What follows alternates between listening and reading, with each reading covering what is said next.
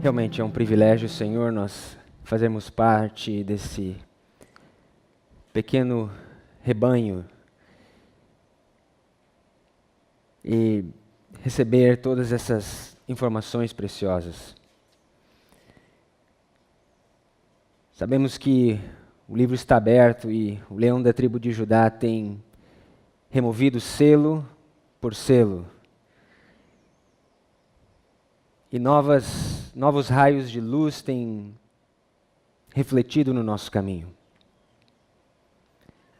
E nós sabemos e entendemos que a nova luz, ela sempre glorifica a luz antiga.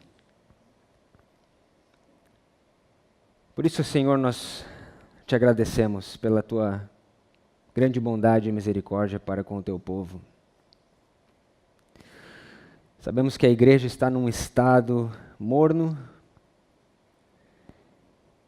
Sabemos que precisamos comprar de ti o ouro provado no fogo, as vestimentas brancas e o colírio para ungir os nossos olhos, para cobrir a vergonha da nossa nudez e para nos enriquecer espiritualmente.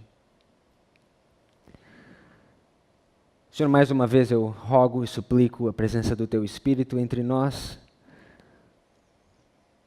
Ao partirmos o pão da vida,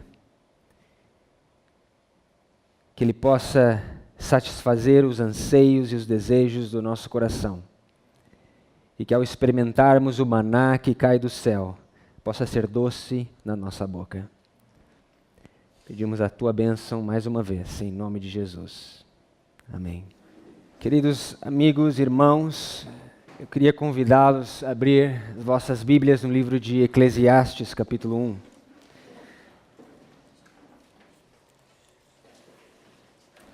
Eclesiastes, capítulo 1.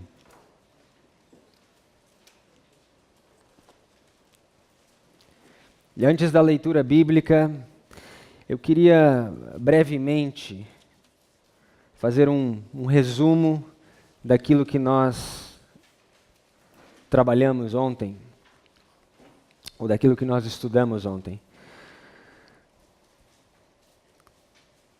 Nós brevemente revisamos o conflito entre o Norte e o Sul, identificamos o rei do Norte, identificamos o rei do Sul, estudamos as revoluções, especialmente a Revolução Francesa, onde o rei do Sul se torna vitorioso, e vimos que uma outra revolução, em 1917 na Rússia, tipificou a Revolução Francesa e nos levou até o ano de 1989, onde ali há a retaliação entre o rei do Norte e o rei do Sul. Durante esse período da Guerra Fria, nós vemos várias revoluções acontecendo no mundo. O espírito de revolução que começou na França se transferiu para a União Soviética, a Rússia, e depois se espalhou no mundo inteiro. Nós vimos que ele está presente, ou esteve presente na América do Sul, continua presente na América do Sul. Vimos a história do Brasil, vimos a história como que essa ideologia mesmo se infiltrou dentro das instituições religiosas. Vimos como se infiltrou nos Estados Unidos da América e como que essa ideologia se infiltrou também dentro do povo adventista. O que nós vamos estudar nessa tarde é muito simples. O que nós vamos ver é que a revolução, ou esse espírito de revolução, ele não começou na França. E como nós temos estudado, nós vemos essas mesmas características em outras batalhas, na Macedônia, na Grécia, esse espírito de revolução. Nós vimos que no Egito nós temos o mesmo espírito de revolução, mas nem no Egito, não foi ali que começou. Nós vamos ver que Deus, ele ilustra o fim, as últimas revoluções, desde o princípio, das primeiras revoluções. E dentro desse pensamento, eu queria mostrar esse princípio nas Escrituras, no livro de Eclesiastes, capítulo 1. verso 9. Eclesiastes 1, verso 9. O que foi, isso é o que há de ser, e o que se fez, isso se fará, de modo que nada há de novo debaixo do sol. Princípio conhecido por todos nós. Capítulo 3, verso 15. O que é, já foi. E o que há de ser, também já foi, e Deus pede conta do que passou. Então aqui Salomão repete aquele princípio, dizendo que nada novo debaixo do sol. Mas aqui ele adiciona algo importante. Deus pede conta daquilo que passou. Por isso a importância de nós voltarmos na história, entendermos aquilo que passou. Por quê? Porque há de se repetir novamente. E Deus nos pede conta para nós entendermos os eventos futuros e presentes e recentes. Temos que voltar no passado. Um outro verso muito conhecido está em Isaías 46 e ilustra o mesmo princípio. Isaías 46, abram comigo. Isaías 46, verso 9, a Bíblia diz: Lembrai-vos das coisas passadas desde a antiguidade, que eu sou Deus e não há outro Deus semelhante a mim, que anuncio o fim desde o princípio e desde a antiguidade as coisas que ainda não sucederam, que digo, o meu conselho será firme e farei toda a minha vontade. Isso é algo peculiar do Deus das Escrituras, do Deus de Abraão, de Isaac e Jacó. Ele é o único Deus que anuncia o fim desde o princípio e desde a antiguidade as coisas que ainda não sucederam. Por isso ele nos pede conta daquilo que passou, porque a história ela há de se repetir. Se nós queremos entender o final da história do povo de Israel, na época de Cristo, nós temos que voltar no começo, na época de Moisés. Se nós queremos entender o final da nossa história como Israel espiritual, nós temos que voltar no começo da história do Israel espiritual. É um princípio simples que nós estamos muito cansados de saber esse princípio. Tem sido repetido vez após vez, porque é o fundamento, é um dos fundamentos, um dos principais fundamentos da nossa fé. Usando esse princípio, o que nós vamos fazer nós vamos ver que a primeira revolução de todas ilustra a última revolução que acontecerá nesse mundo. E aonde que nós vemos essa primeira revolução acontecendo? Abra comigo em Apocalipse capítulo 12.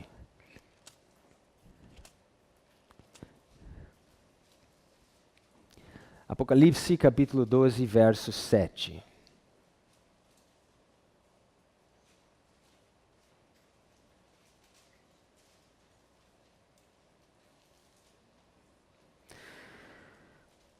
A Bíblia diz, e houve batalha no céu, Miguel e seus anjos batalhavam contra o dragão. E batalhavam o dragão e seus anjos, mas não prevaleceram. Nem mais o seu lugar se achou nos céus. E foi precipitado o grande dragão, a antiga serpente chamada Diabo, Satanás, que engana todo mundo. Ele foi precipitado na terra e os seus anjos foram lançados com ele. Então aqui nós temos a antiga serpente, chamado Diabo, chamado Satanás, ou o grande dragão, fazendo uma revolução, uma rebelião nos céus. E nós vamos entender que os princípios dessa rebelião serão os mesmos princípios, e foram os mesmos princípios que regeram todas as revoluções até os dias de hoje. Notem algo interessante, uma característica interessante sobre o dragão. Olhem no verso 4 comigo.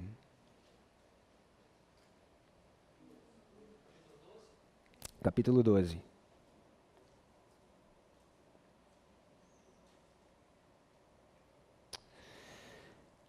Vejam só.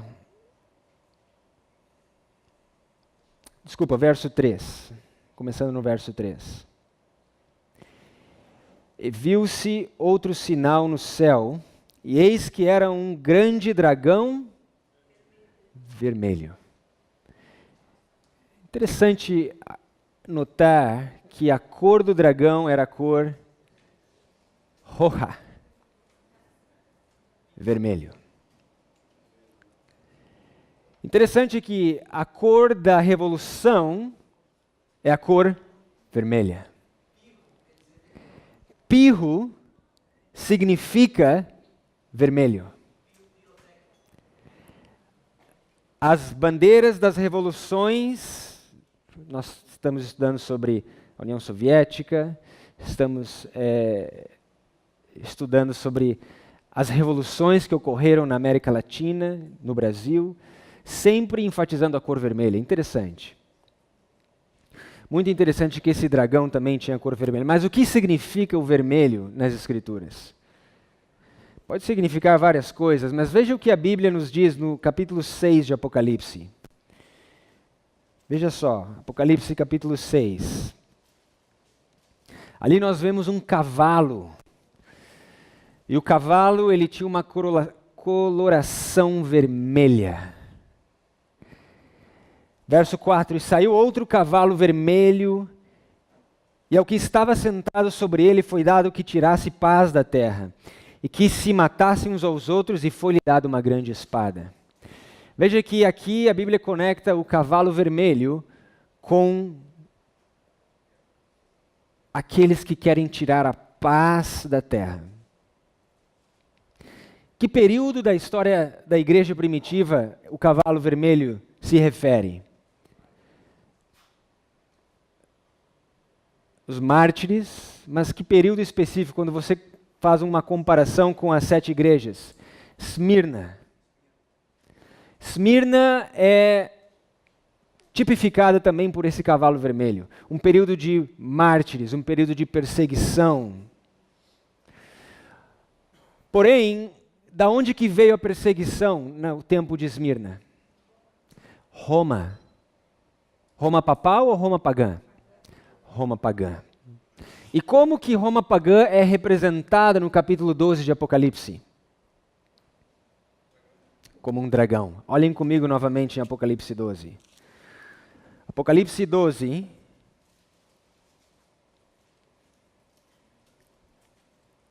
Verso 4. Apocalipse 12, verso 4. E a sua cauda desse dragão, levou após si a terça parte das estrelas do céu e lançou-a sobre a terra. E o dragão parou diante da mulher que havia de dar à luz, para que dando ela a luz, lhe tragasse o filho. E deu à luz a um filho homem que há de regir todas as nações com vara de ferro, e seu filho foi arrebatado para Deus e para o seu trono. Nós sabemos, e o Espírito de Profecia nos fala isso, a citação está na apostila, que primeiramente o dragão, em Apocalipse 12, é um símbolo de Satanás, mas que secundariamente é um símbolo de Roma pagã, porque Roma pagã foi o poder que o diabo usou para tentar tragar o filho da mulher. Quem é esse homem, varão, que regerá o mundo com vara de ferro? Cristo. E quem é essa mulher? É a igreja. Mas quem é essa mulher? Hã? A igreja espiritual, ok, mas olhem o verso. Quem que deu a luz a Cristo? Então veja que a perseguição que Roma pagã fez a Cristo, quando Herodes baixou o decreto para que se matassem, em Mateus capítulo 2, todos os bebês daquela região, e eles tiveram que fugir para o Egito, também você consegue compreender secundariamente em Apocalipse capítulo 12. Sim, é um símbolo da igreja, mas também é um símbolo de Maria.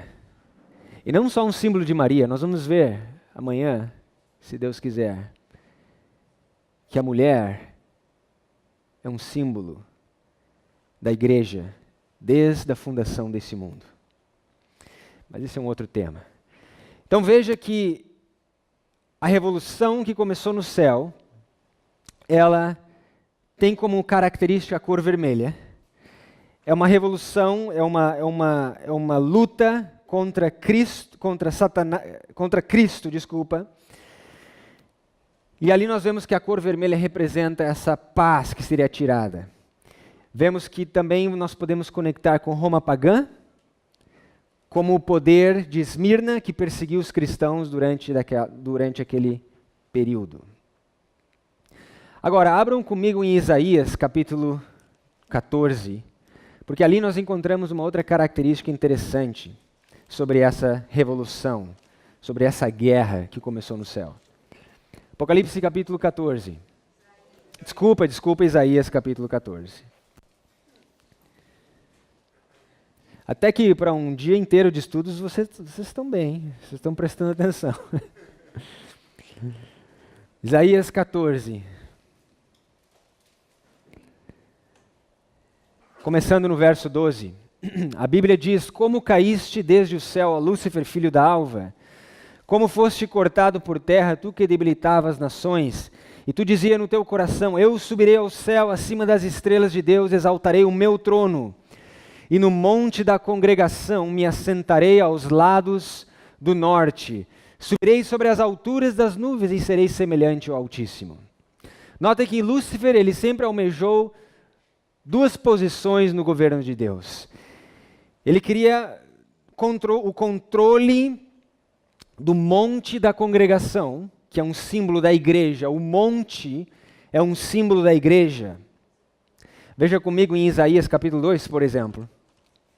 Fica com o seu dedo aí em Isaías 14, para referência, mas eu queria mostrar para vocês em Isaías 2, que o monte representa a casa de Deus, a igreja. Isaías 2, verso 2. E acontecerá nos últimos dias que se firmará o monte da casa do Senhor no cume dos montes, e se elevará por cima dos outeiros, e correrão a ele todas as nações. E irão muitos povos e dirão: Vinde, subamos ao monte do Senhor, a casa do Deus de Jacó, para que nos ensine os seus caminhos e andemos nas suas veredas, porque de Sião sairá a lei e de Jerusalém a palavra de Deus. Interessante que o Gustavo acabou a apresentação dele na oração dizendo que nós almejamos o dia em que seremos erguidos como estandartes perante as nações, que os povos olharão e dirão: nós queremos segui-los porque nós sabemos que Deus está com vocês. Isaías capítulo 2 faz uma referência a esse tempo, onde muitos correrão de todas as nações a esse monte santo e glorioso, de Daniel capítulo 11, verso 45. E muitos povos dirão: Vinde, subamos ao monte do Senhor, à casa do Deus de Jacó. Então veja que a casa, ou Monte Santo, é um símbolo da casa de Deus. Você pode anotar também 1 Timóteo, capítulo 3, verso 15. E ali diz que a casa de Deus é a igreja do Deus vivo, o fundamento e o baluarte da verdade. 1 Timóteo, capítulo 3, verso 15. Então veja que Lúcifer queria o controle da igreja, da casa de Deus, do aspecto religioso. Porém, o governo ou a soberania de Deus envolve um aspecto religioso e um aspecto político também. Ali nós encontramos que Lúcifer também queria o acesso ao trono de Deus. E quem são aqueles que sentam em tronos? São os reis, os governantes. O governo de Deus é o único governo que pode ter a união entre a igreja e o Estado, entre o poder político e o poder religioso. Lúcifer almejou isso no céu, porém ele foi expulso do céu, e nessa terra ele quer a mesma coisa. E por 1260 anos Jezabel controlou Acabe, os reis da Europa. A obra-prima de Satanás, nos é dito no Espírito de Profecia. Mas o interessante é que qual é a localidade, qual é o local, o ponto cardeal do monte da congregação e do trono de Deus. A Bíblia diz aos lados do norte. Então eu lhe pergunto, quem de fato é o verdadeiro rei do norte? Abram comigo em Salmos capítulo 48.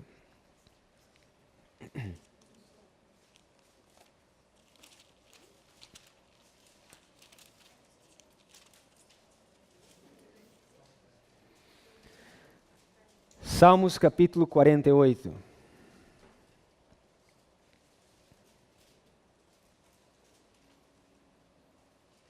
Verso 1, a Bíblia diz: grande é o Senhor e muito digno de louvor, na cidade do nosso Deus, no seu monte santo. Formoso de sítio e alegria de toda a terra é o monte Sião sobre os lados do norte, a cidade do grande Deus.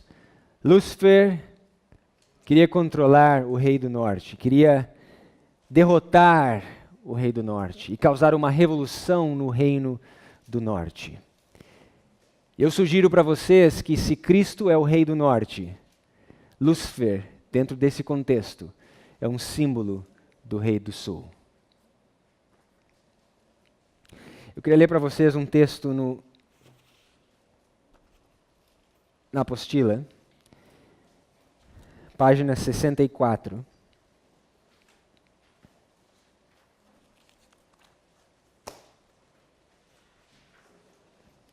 Página 64.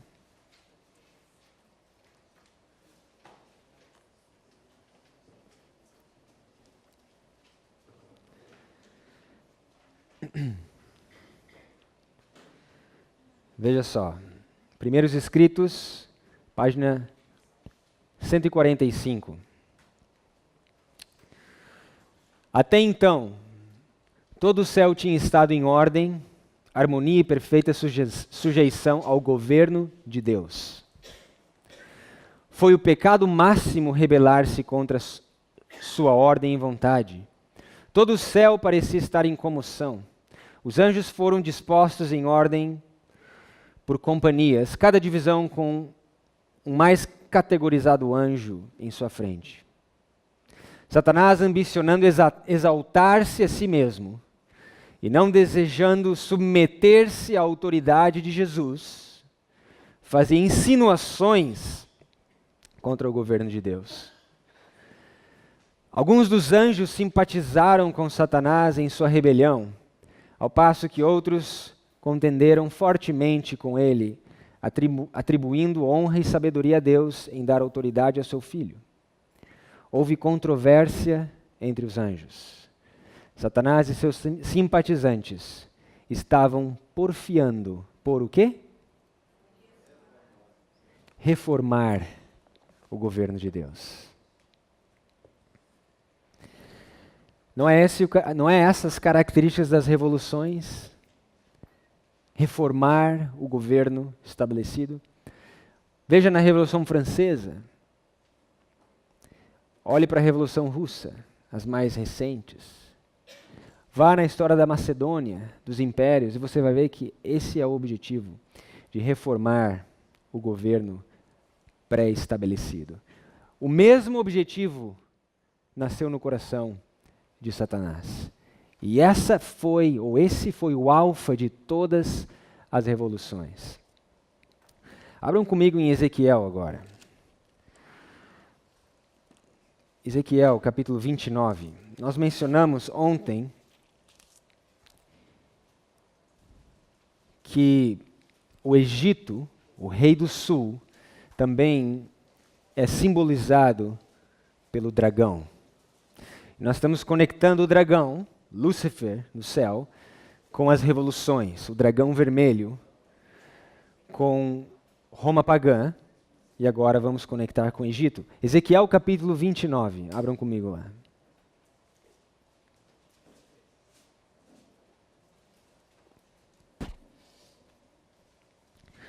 Verso 3,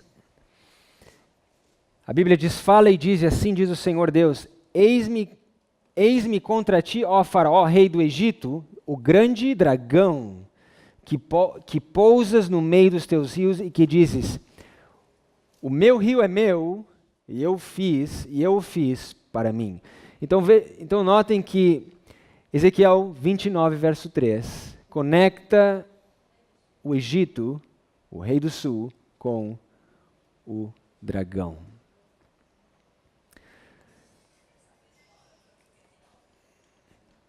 Esse foi o nosso aviso, para que, se você não botou o seu celular no mudo, por favor, coloque no modo silencioso. Vejam que ontem mesmo nós falamos que o Egito possui algumas características, como, por exemplo, o ateísmo. Nós falávamos sobre o ateísmo e sobre o fato de que Faraó queria se exaltar acima de Deus. Esse foi o mesmo princípio que brotou no coração de Lúcifer. Ele queria se exaltar acima das estrelas do céu, acima de Deus, colocar e estabelecer o seu trono. Esse princípio nasceu no coração de Lúcifer. Olhem comigo em Deuteronômio capítulo 4. E vamos notar algumas outras características do Egito. Deuteronômio capítulo 4, verso 20.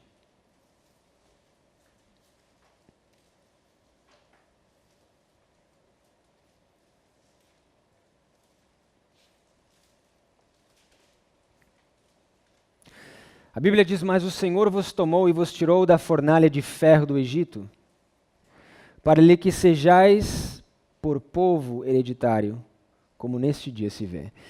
O que esse verso compara o Egito? Um forno de ferro, uma fornalha de ferro. O que isso significa para nós? O que representa essa fornalha? Olhem o que o profeta Isaías nos diz. Isaías capítulo 48.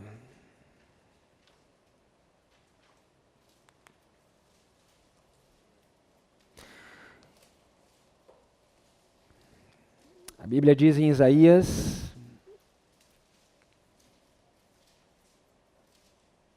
capítulo 48,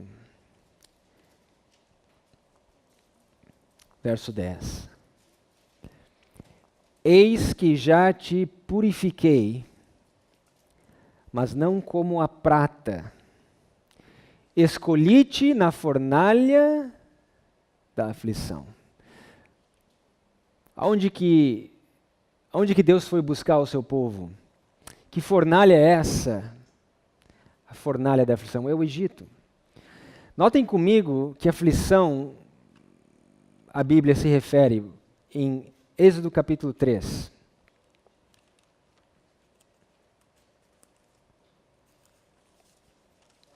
Êxodo capítulo 3.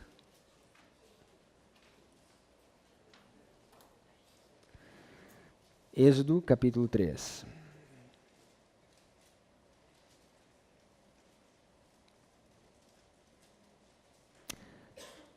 A fornalha da aflição. Verso 7, a Bíblia diz: e disse o Senhor, tenho visto atentamente a aflição do meu povo, que está onde? E tenho ouvido o seu clamor por causa dos seus exatores. A palavra em inglês aqui é melhor, taskmasters. Os mestres das obras, aqueles que pegavam o chicote, ajudavam a escravizar o povo, a controlar o povo. Porque a Bíblia diz, porque conhecia as suas dores. Então veja que a aflição que o povo de Israel passou pelo Egito foi uma escravidão. Nós sabemos, nós estudamos a profecia de Abraão, que eles seriam peregrinos em terra alheia por 430 anos. 215 anos desses 430, eles foram subjugados no Egito. Primeiro porque eles tiveram que ir para o Egito por causa da fome na terra, no tempo de José. E a partir dali, eles começaram a depender do Egito, da boa vontade do governo do Egito. José foi o primeiro governador que, né, deu uma terra para eles ficarem. E a partir dali, então, eles ficaram sobre o jugo do Egito. Só que não era o plano de Deus que eles ficassem sobre esse jugo. Qual era o plano de Deus? O plano de Deus era que eles fossem libertos, libertados da escravidão e do jugo do Egito. E Deus levanta um homem chamado Moisés, que liberta o povo de Israel do Egito. E uma vez que o povo foi libertado, você pode pensar, agora sim eles estão felizes, libertos, livres da escravidão, da opressão e do jugo do governo do Egito. Mas notem o que acontece logo em seguida. Abram comigo em Números capítulo 11.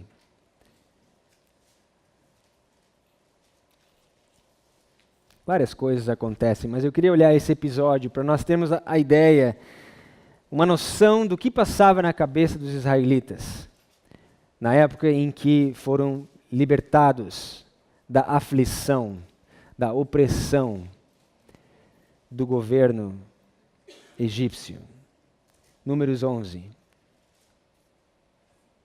Números capítulo 11, verso 1.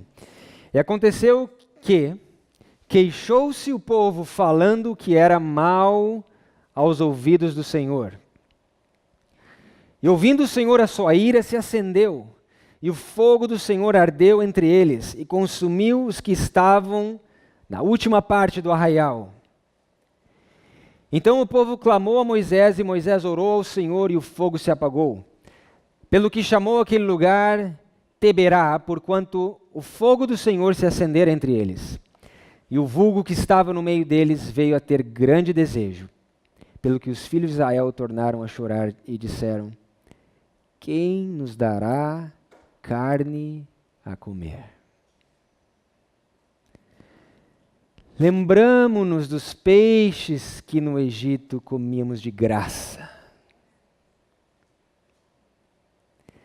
e dos pepinos, dos melões, e da Bolsa Família, que era de graça, e dos porros, e das cebolas, e dos alhos, tudo de graça. O Egito era tão bom. Por que, Moisés? Verso 6. A nossa alma se seca, coisa alguma há senão esse maná diante dos nossos olhos. Era o maná como semente de coentro e tinha gosto de quê? Gosto de mel. A sua cor era como cor de bedélio. Espalhava-se o povo, colhia em moinhos e moía, e num grau pisava, e na panela o cozia, e dele fazia bolos. Seu sabor era como o sabor de azeite fresco. E quando o orvalho descia de noite sobre o arraial, o maná descia sobre ele. Interessante. É o orvalho que traz o maná. É os respingos da chuva que traz o maná, que tem gosto, que é como bolos de mel, que é doce na boca. Cristo diz: eu sou o maná. Aquele que comer do pão que eu der jamais terá fome. Cristo é um símbolo desse maná. O livro de Daniel é um símbolo desse maná. A verdade presente é um símbolo desse maná. Mas o povo não queria o maná. O povo queria voltar para o Egito.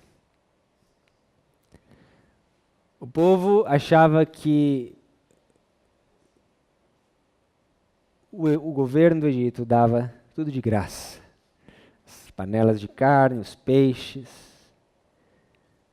os pepinos, as cebolas. Quantos de nós hoje ainda temos a mesma mentalidade? Hein? Interessante. Eu refletindo nesse texto, Você olha para a sociedade hoje em dia, você vê quanta mentalidade semelhante ao povo israelita. Primeiro, fora da igreja. Olha o governo, o mundo em geral. A Bolsa Família, Obamacare. O governo é responsável por dar auxílio ao cidadão. Essa é a ideia das revoluções, a ideia da Revolução Francesa, a ideia da Revolução Russa. É a base, é o marxismo. Isso é o marxismo. Mas agora traz isso para dentro da igreja e você percebe também que existe algo interessante. O povo não queria o maná. E o que era o maná? Era a comida dos anjos. Abram comigo em Salmos capítulo 78. Note que verso lindo esse aqui. Salmo 78.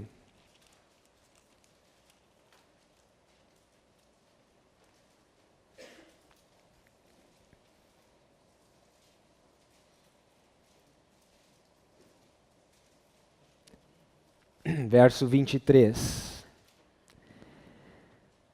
Ainda que mandar as altas nuvens e abriu as portas dos céus, e chovera sobre eles o maná para comerem, e lhes dera o trigo do céu, o homem comeu o pão dos anjos.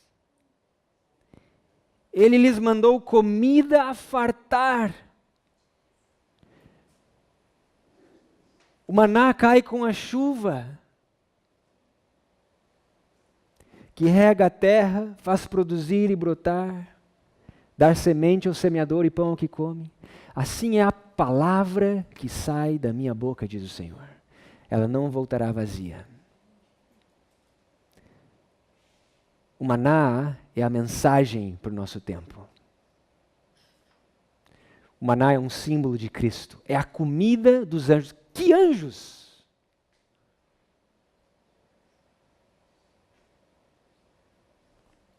Apocalipse 14.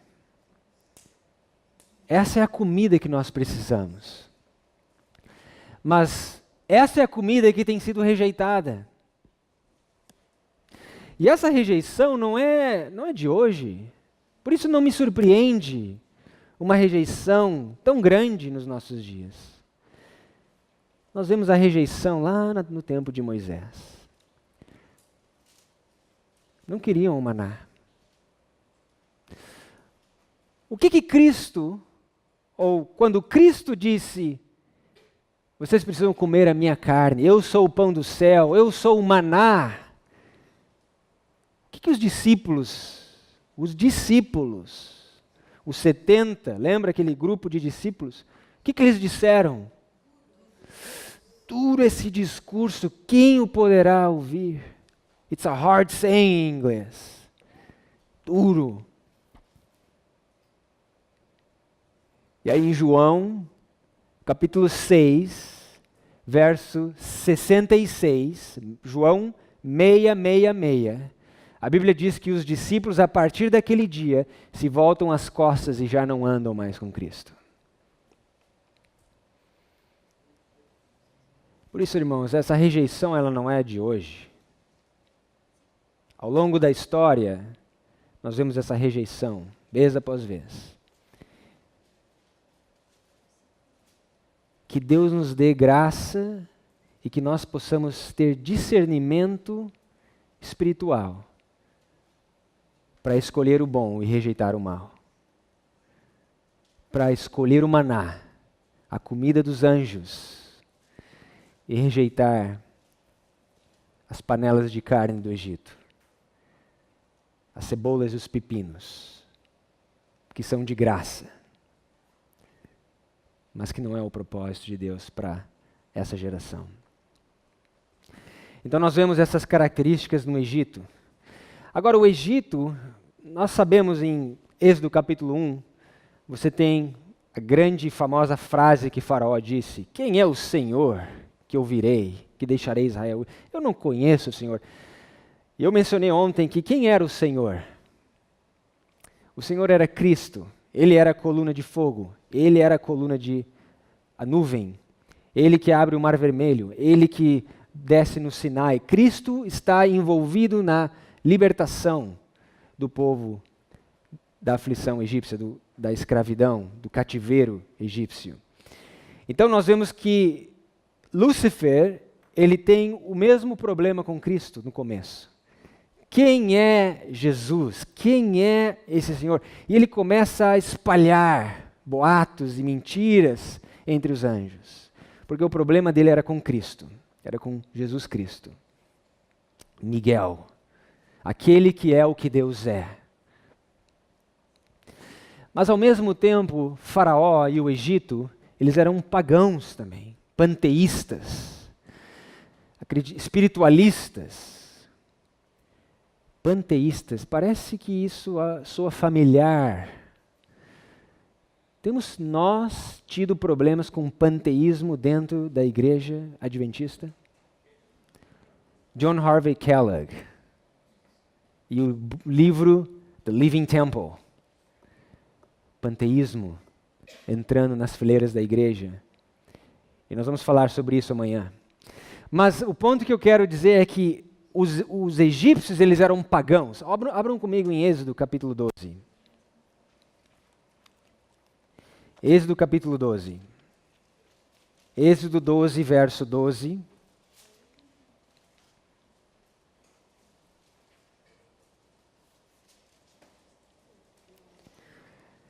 Êxodo capítulo 12, verso 12. E eu passarei pela terra do Egito esta noite, e ferirei todo o primogênito na terra do Egito, desde o homem até os animais, e todos os deuses do Egito farei juízos. Eu sou o Senhor Deus. Então nós vemos nesse verso que os egípcios, eles tinham muitos deuses.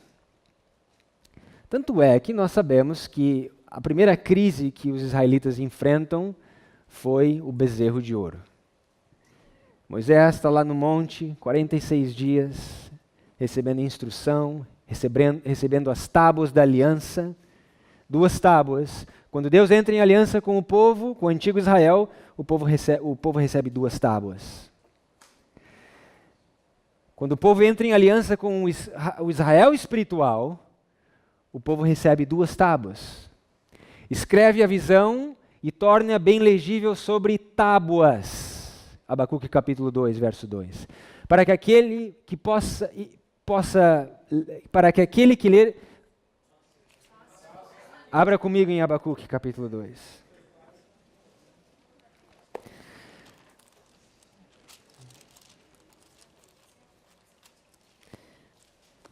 Abacuque capítulo 2.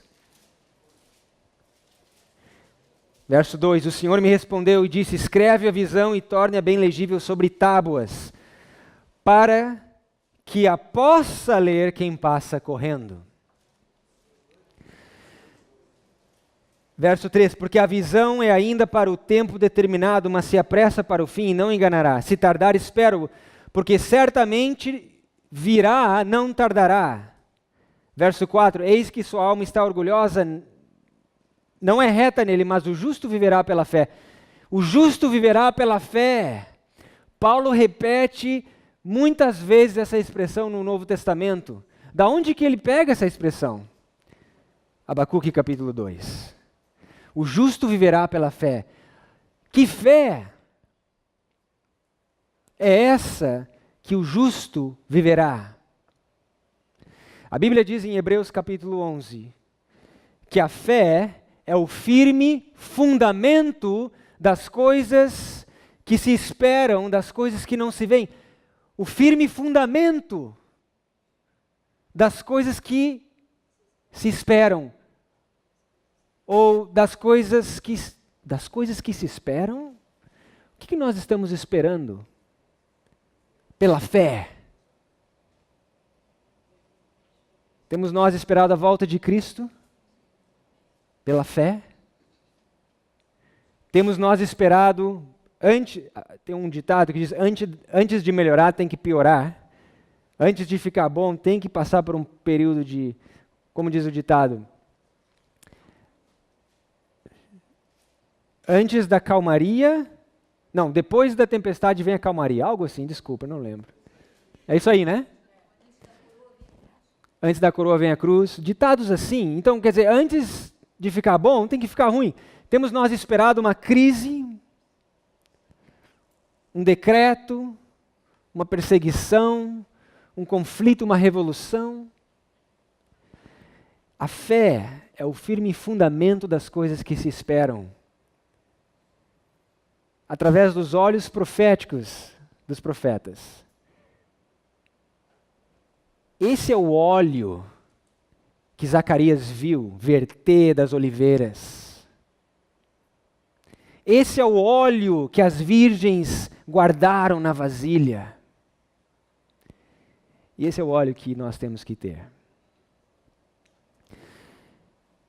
Então vejam, eu não sei por que eu estou falando isso, estou totalmente fora de tópico, mas o justo viverá pela fé, e a fé, a aliança, a aliança que Deus fez com o povo de Israel, você vê 2 tábuas. E mais uma vez, quando Deus entra em aliança com o Israel espiritual, você vê 2 tábuas. Você vê no antigo Israel instruções sobre o santuário, sobre a saúde, sobre reformas importantes. Com Israel espiritual não é diferente. Você tem a mensagem do santuário, você tem instruções sobre saúde, reformas e etc. Muitos paralelos. Muitos paralelos. Mas nós estávamos falando sobre a crise do bezerro de ouro. E ali nós vemos que os israelitas pediram para que Arão fizesse um bezerro de ouro. Da onde que eles tiraram essa ideia de um ídolo? Do Egito. Então os egípcios, eles eram pagãos, adoravam deuses pagãos. E aquela imagem, obviamente, é uma tipologia da imagem da besta. Arão ali representa o falso profeta, porque ele era um profeta. Lembra que Deus diz a Moisés, eis que você será Deus perante o povo e Arão o profeta. Mas naquele momento, Arão cumpre o papel do falso profeta. E o que acontece, só para nós fecharmos essa história? Moisés desce, vê a transgressão, quebra a lei de Deus, simbolicamente mostrando que o povo tinha transgredido a lei. E aí ele pega, queima o bezerro, as suas cinzas, coloca numa taça, e a taça da ira de Moisés ele dá a beber ao povo. Isso soa tão apocalíptico, não soa? Isso não soa como a terceira mensagem angélica? Abram comigo em Apocalipse 14.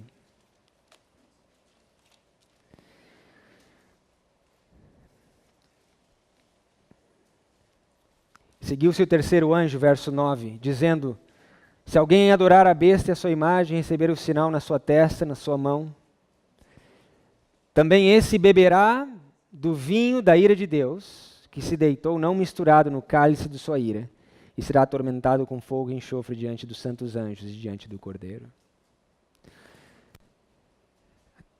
A história do bezerro de ouro, em Êxodo 32, é um símbolo da crise final, da crise da imagem da besta nos últimos dias.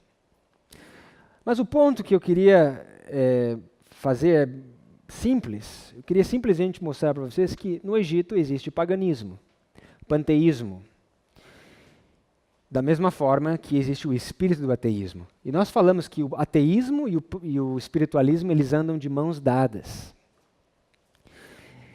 E nós vemos isso claramente no Egito. Ok? Abram comigo em Isaías capítulo 2, e nós vamos ver que esse espiritualismo, esse paganismo, ele infelizmente entrou dentro de Israel, inclusive. De Judá, de Israel, do povo de Deus. E aí você pode dizer, mas peraí, irmão, você está dizendo que tem paganismo dentro da igreja? É isso que você está querendo referir? Ou inferir? Não, eu simplesmente eu leio os textos e aí vocês chegam às conclusões que vocês quiserem. Mas veja só o que Isaías 2, verso 8, Isaías 2, verso 8. Falando sobre a casa de Jacó. Se você não acredita, olha o verso 5. Vinde, ó casa de Jacó, e andemos na luz do Senhor. Verso 8. Também na sua terra, na terra de Israel, em Jerusalém, dentro dos muros de Sião, no monte santo de Deus, na igreja do Deus vivo, também está cheio de quê? Ídolos. Inclinam-se perante a obra das suas mãos, diante daquilo que fabricaram seus dedos. Vocês sabem que a maior forma de idolatria é autoexaltação. Por que eu digo isso? Porque o pilar ou tronco da idolatria é adorar as obras das suas mãos.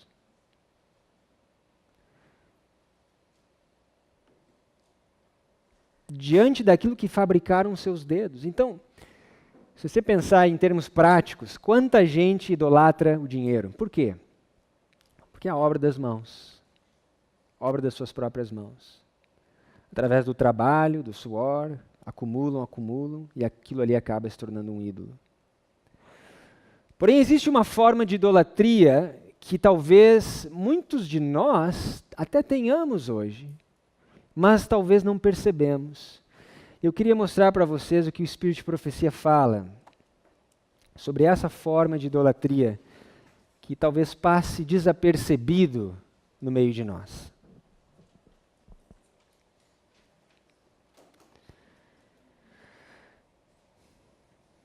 Veja a segunda citação na página 64, Grande Conflito 583.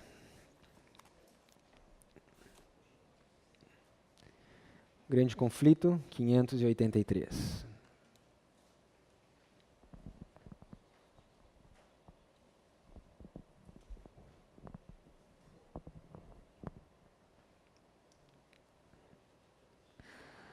Veja só. Rejeitando a verdade, os homens rejeitam o seu autor.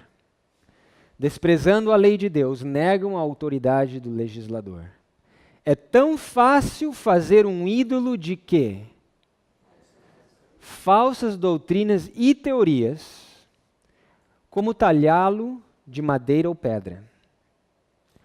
Representando falsamente os atributos de Deus, Satanás leva os homens a olhá-lo sobre falso prisma. Para muitos, um ídolo filosófico é entronizado em lugar de Jeová. Enquanto o Deus vivo, conforme é revelado em sua palavra, em Cristo e nas obras da criação, é adorado apenas por poucos.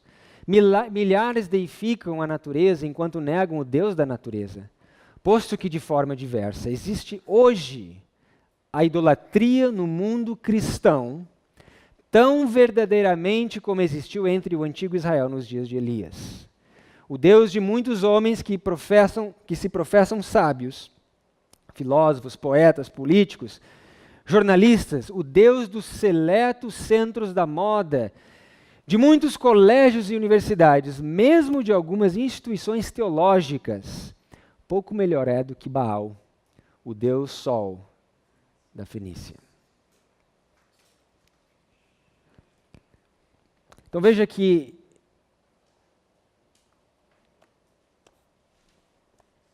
esse texto fala que nós podemos ter ídolos filosóficos, ideológicos, teológicos, falsas filosofias, teorias.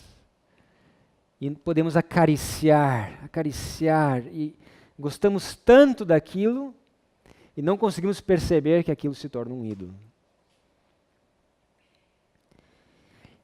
Foi exatamente isso que aconteceu com Lúcifer.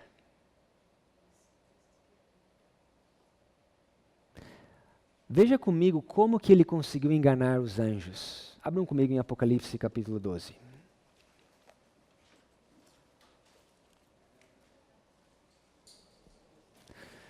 Apocalipse capítulo 12. Nós vamos 5 minutinhos e nós vamos encerrar.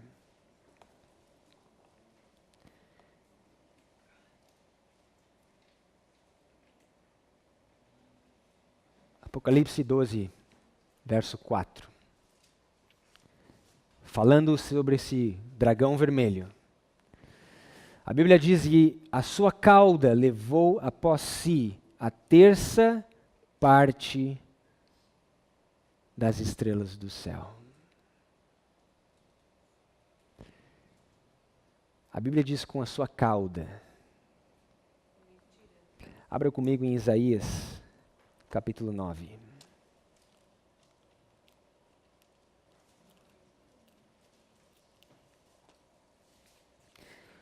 Isaías capítulo 9, Isaías 9, verso 15.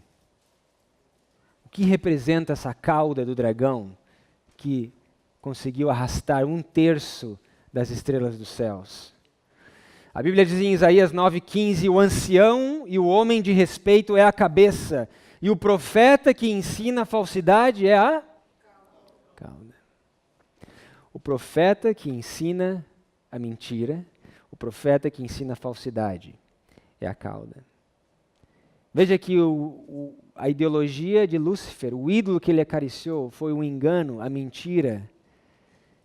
E com a cauda, com a falsidade, ele conseguiu enganar 1/3 dos anjos. Se essa foi a primeira revolução, a primeira guerra, e está ilustrando a última guerra, o que nós temos que esperar também? A mesma coisa. Temos que ficar atento para exatamente a mesma coisa. Vejam comigo em Êxodo capítulo 23.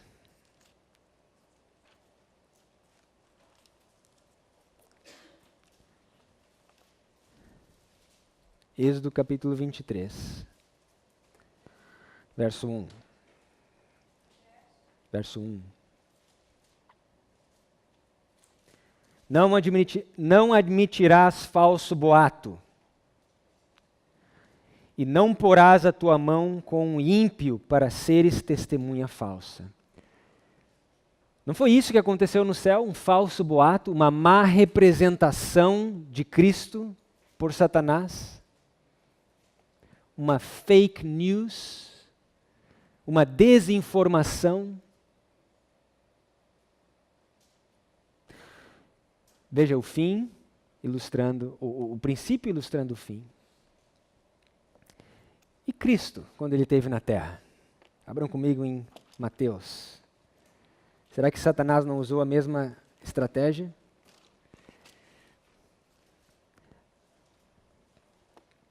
Mateus capítulo 26. Mateus 26, verso 59. Mateus 26, 59. Ora, os principais sacerdotes, os anciãos e todo o conselho buscavam falso testemunho contra Jesus para poderem dar-lhe a morte. E não o acharam, apesar de se apresentarem muitas testemunhas falsas, não o achavam. Mas por fim chegaram 2 testemunhas falsas. Pela boca de 2 ou 3 testemunhas, toda a palavra é estabelecida. Veja como o princípio se repete aqui. 2 testemunhas falsas, espalhando fake news, mal representando o que Cristo ensinava, para acusá-lo, para coagi-lo, para expulsá-lo da sinagoga, para excluí-lo da igreja. Mas veja só o que Marcos nos fala. Aqui nós estamos falando dos fariseus, dos escribas, mas veja só, a Bíblia pode ser ainda mais específica. Marcos, capítulo 14.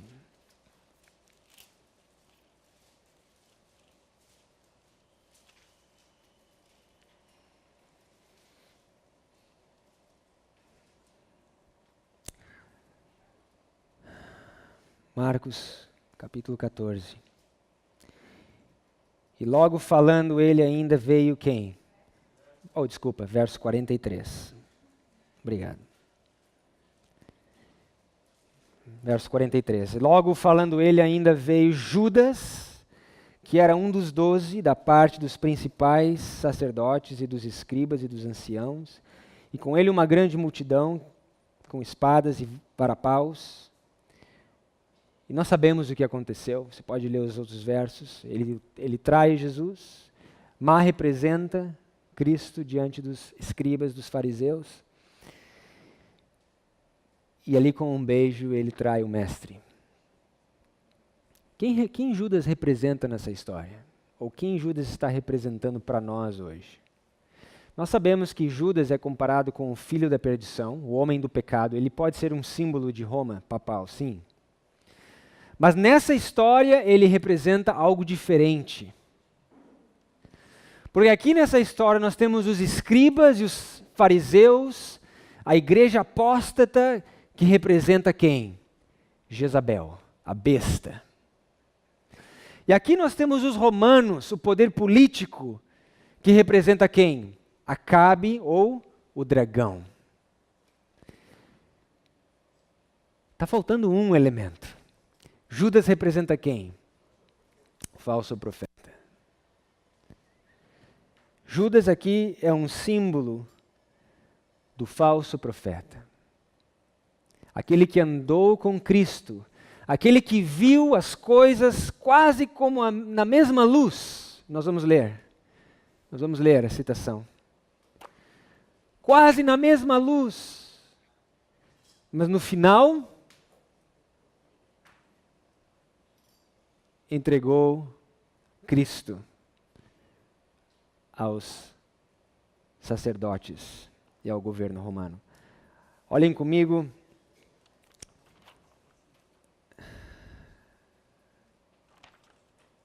Na página 65.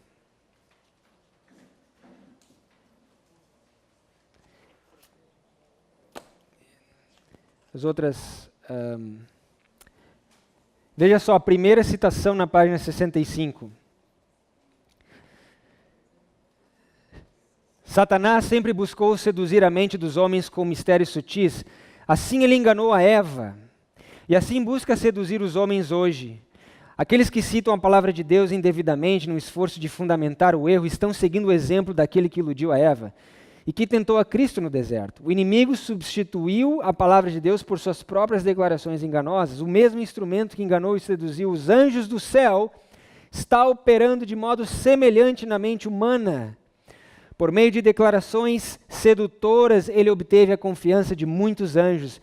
E houve grande guerra no céu. Miguel e seus anjos lutaram contra Satanás e seus seguidores enganados. Eu vi que as igrejas nominais e os adventistas nominais, como quem? Como Judas, nos trairiam para os católicos para obterem sua influência contra a verdade. Spalding-Magan Collection, página 1, parágrafo 5. Ao aproximar-se a tempestade, uma classe numerosa que tem professado fé na mensagem do terceiro anjo, mas não tem sido santificada pela obediência da verdade, abandona sua posição, passando para as fileiras do adversário, unindo-se ao mundo e participando de seu espírito, chegaram a ver as coisas quase sob a mesma luz. E em vindo à prova, estão prontos a escolher o lado fácil, o lado popular. Homens de talento e maneira agradável, que haviam se regozijado na verdade, empregam sua capacidade em enganar e transviar as almas. Tornam-se os piores inimigos de seus irmãos. Quando os observadores do sábado forem levados perante os tribunais para responder por sua fé, estes apóstatas serão os mais ativos agentes de Satanás para representá-los falsamente e os acusar, e por meio de quê? Falsos boatos e insinuações incitar os governantes contra ele. o fim declarado desde o princípio. Eu teria mais para falar, mas a gente pode continuar amanhã. Vamos orar, irmãos. Senhor, nós cremos que nos últimos dias o conhecimento se multiplicaria e que os sábios entenderiam esse aumento de conhecimento, mas que os ímpios não entenderiam. E nós sabemos que o Evangelho eterno é como uma espada de dois gumes que separa duas classes de adoradores. Que o Senhor veio a esse mundo não para trazer a paz, mas para trazer a espada, que discerne os intentos e os desejos da nossa alma, do nosso coração. Sabemos que a Tua palavra é como uma espada de dois gumes. E que é a mensagem que faz a separação. Que são os anjos que fazem a separação entre o trigo e o joio. Entre as sábias e as nécias. Oxalá possamos estar no grupo das sábias. Com as nossas vasilhas cheios do azeite celeste que verte daquelas duas oliveiras. Preparados e prontos para viver contigo para toda a eternidade. E que naquele grande dia possamos dizer: este é o nosso Senhor, a quem aguardávamos, e Ele nos salvará. Obrigado pelas horas sagradas do Teu santo dia que estão prestes a começar. Que possamos desfrutar do refrigério pela presença do Senhor. Que o Senhor nos faça cavalgar sobre as alturas da terra e nos sustente, ou continue nos sustentando, com a herança do nosso pai Jacó. É o nosso desejo, é a nossa oração, em nome de Jesus. Amém.